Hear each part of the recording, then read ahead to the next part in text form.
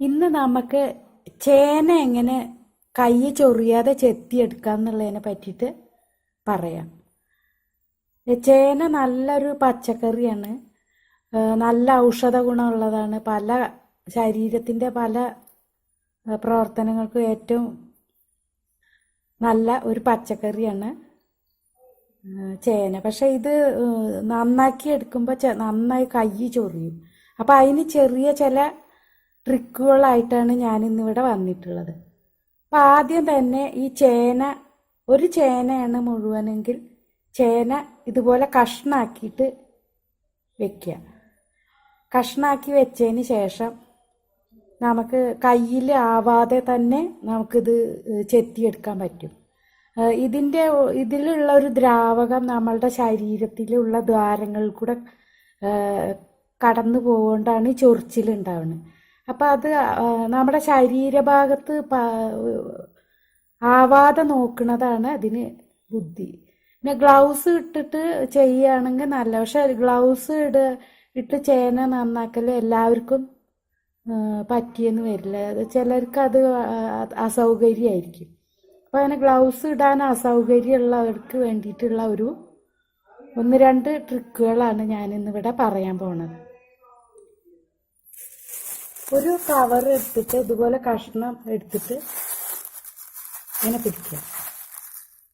എന്നിട്ട് നമുക്ക് ഇതുപോലെ ചെത്തിയെടുക്കാം.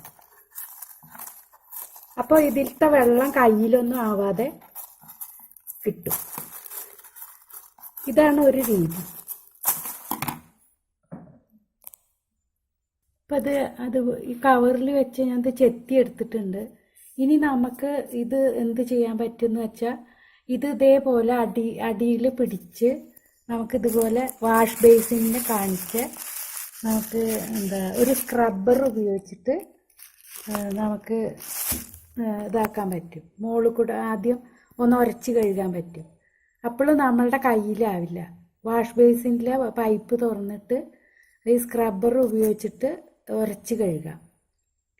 അതിന് ശേഷം നമുക്ക് ഇത് എങ്ങനെയായാലും കുറച്ച് കയ്യിലാവാതിരിക്കില്ല. അപ്പോൾ ഏറ്റവും കൂടുതലാവുക തൊലി ചെത്തിക്കളയുമ്പോഴാണ്. ഇനി നമുക്കിത് ചെറിയ പീസാക്കി മാറ്റണം.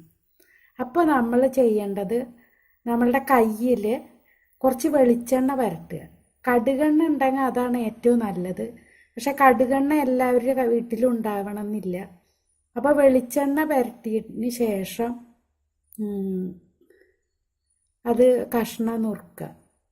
അപ്പോൾ എന്നിട്ട് നമ്മൾ കൈ തണുത്ത വെള്ളത്തിൽ വേണം നന്നായി സോപ്പിട്ട് കഴുകുക. തണുത്ത വെള്ളത്തിൽ കഴുകുമ്പോൾ എന്താണെന്ന് വെച്ചാൽ നമ്മുടെ കയ്യിലുള്ള ചെറിയ ചെറിയ സുഷിരങ്ങളൊക്കെ തണുത്ത വെള്ളത്തിൽ കഴുകുക. എന്നിട്ട് വീണ്ടും നമുക്ക് കുറച്ച് ചൊറിച്ചിലുണ്ടെന്ന് തോന്നിയാൽ നമ്മൾ ഗ്യാസ് ഓണാക്കി ഒന്ന് ചൂടാക്കി മതി. അപ്പോൾ നമ്മളുടെ ഈ ചേനയിലുള്ള ദ്രാവകമൊക്കെ വേഗം ഇതായി പോകും. നമ്മളുടെ ചൊറിച്ചിൽ മാറും ചെയ്യും.